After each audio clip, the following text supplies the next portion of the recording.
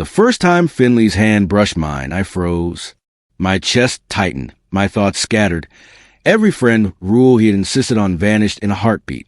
He had that effortless charm, the ash-blonde hair falling slightly into his eyes, soft and tousled, like he'd just woken up from a dream I didn't want to end. And the way he looked at me now, innocent, approachable, yet something in his gaze promised things unspoken, made me shiver despite the warm lamplight spilling across the bedroom. "Finnley," I whispered, unsure if it was my voice or the hope I let slip. He didn't answer immediately. Instead, he stepped closer, the soft click of his slim, dark trousers against the wooden floor echoing in the quiet room. His pastel shirt sleeves were rolled up casually, showing the slender line of his forearm, and that faint wristwatch glinted in the lamp's glow. Every detail screamed normalcy, yet the proximity, the subtle heat radiating from him, made it impossible to think clearly. I tried to retreat, my hands brushing against the black fabric of my shirt, a subconscious attempt to ground myself. "We shouldn't—" I managed, voice low, faltering. Finnley tilted his head, that signature tousled hair falling over one eye, and smiled faintly. "Shouldn't?" His voice was soft, teasing, yet deliberate. "I think your hands are saying otherwise." My heart caught. He was right. My hands, resting briefly against the side of my body, twitched involuntarily as if they had a will of their own. My pulse raced, the warm glow of the bedside lamp painting his features with a golden intimacy that made him look unreal. His eyes, soft pools of ash and light, held mine steadily, patient yet daring. He didn't rush. He didn't demand. He merely stood there, letting the tension build, letting every unspoken word stretch between us. I swallowed, my throat dry. "Finnley, we're friends." His voice interrupted, gentle but knowing. "That's what you've been telling yourself, isn't it?" He tilted his head again, a hint of mischief dancing in his eyes. "I think you're lying to yourself, and I'm not letting you lie to me." Something inside me broke. The restraint I'd kept for months, years maybe, crumbled under the warmth of his presence, the closeness, the quiet insistence in his gaze.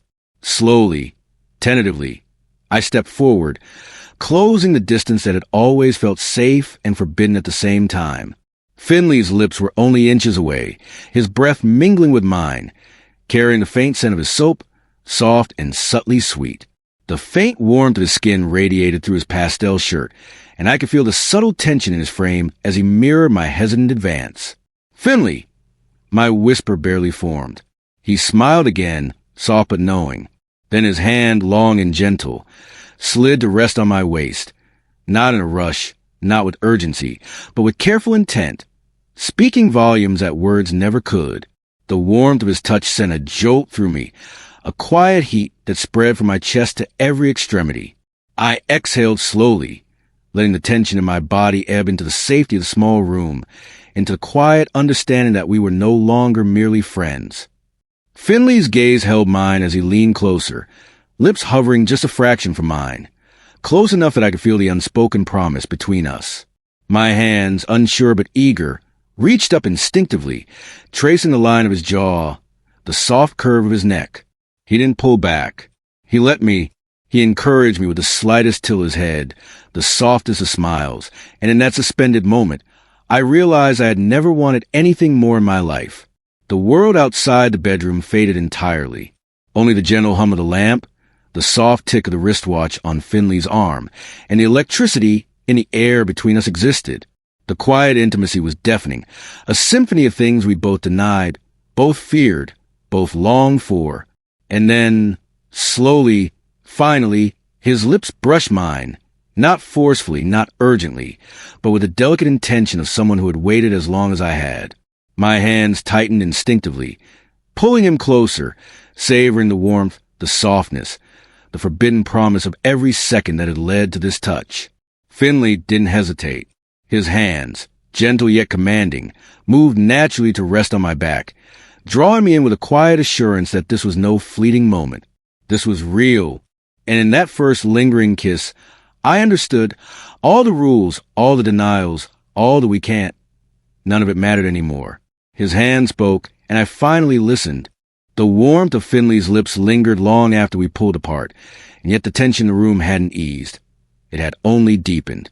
I could feel the subtle brush of his hand against my side, his thumb tracing small circles over the fabric of my black shirt, grounding me while igniting a fire I couldn't ignore. The lamplight flickered softly across his ash-blonde hair, the tousle strands falling just right to frame his gentle, clean-shaven face. Every movement he made felt deliberate, intimate, yet patient, as if he wanted me to savor each second of what we had finally allowed ourselves to feel. "Are we really doing this?" I whispered, my voice low, uncertain, though my hands betrayed me, resting lightly against his chest. The solidity of him, the warmth radiating from beneath his pastel button-down, made me tremble with anticipation. Finnley smiled softly, leaning slightly closer, his forehead brushing mine. "We've been doing this in silence for months," he murmured, voice low and deliberate, a quiet confession. "Our hands, our glances, our words unspoken. This isn't new. We're just finally listening to what we've been saying all along." His honesty made my chest ache. Every word seemed to seep into me, loosening the last walls I had built around my feelings. The night air outside was calm, but inside the small bedroom, the atmosphere hummed with the intensity of everything we had denied.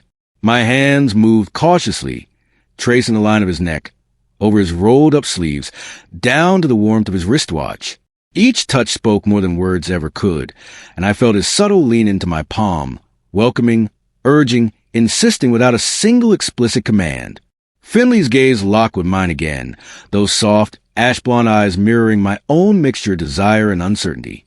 "It's okay," he whispered, brushing his lips against my temple briefly. A gentle promise.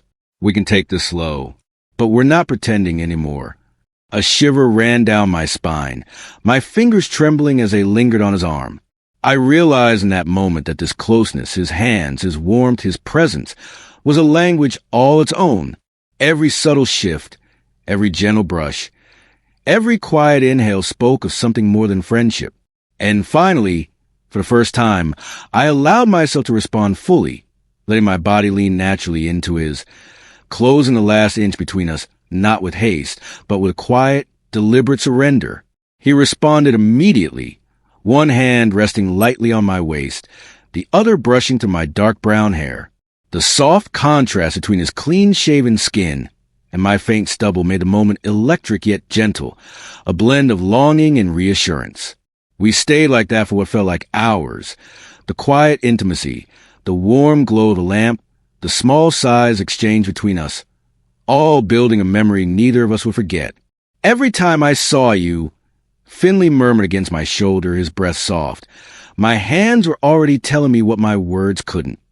He paused, letting the words sink into me, a confession that left me breathless. I couldn't help it. I didn't want to. I swallowed hard, pressing closer. "I wasn't listening before," I admitted softly, my fingers tracing the curve of his spine, feeling the warmth through his pastel shirt. "But I hear you now, and I think I've been waiting for this too." The quiet exchange, the delicate but undeniable connection, became a rhythm of its own. We didn't need to speak much. The room itself seemed to encourage closeness, with the soft glow of the bedside lamp, the gentle hum of the outside city, and the shadows dancing lightly across the walls. Finnley's hand spoke more than words could, exploring the subtle curves of my shoulders and back, grounding me in the moment, reminding me that this closeness, this surrender was ours. Eventually, we sank onto the bed, side by side, not in haste, but in the natural progression of intimacy. Hands found hands, fingers intertwined, and we let the quiet warmth envelop us. Finnley's presence was steady yet electric, and I felt a sense of belonging I had never known before. Each gentle touch, each soft brush of lips against temple or cheek, each lingering glance toward the other, created a tapestry of trust, desire, and deep affection. Finally, I leaned my head onto his shoulder, feeling the rise and fall of his breath, the heat of his body grounding me. "I guess this is more than friends," I murmured, a soft laugh escaping me. Finnley's soft chuckle vibrated against my ear. "Much more," he whispered. "And now we don't have to deny it anymore." In that quiet, amber-lit bedroom, with soft shadows wrapping around us and the subtle weight of our hands communicating everything words couldn't, I realized something profound. Finnley's hands had spoken long before this night, and I had finally heard them. And now, finally, we were listening together.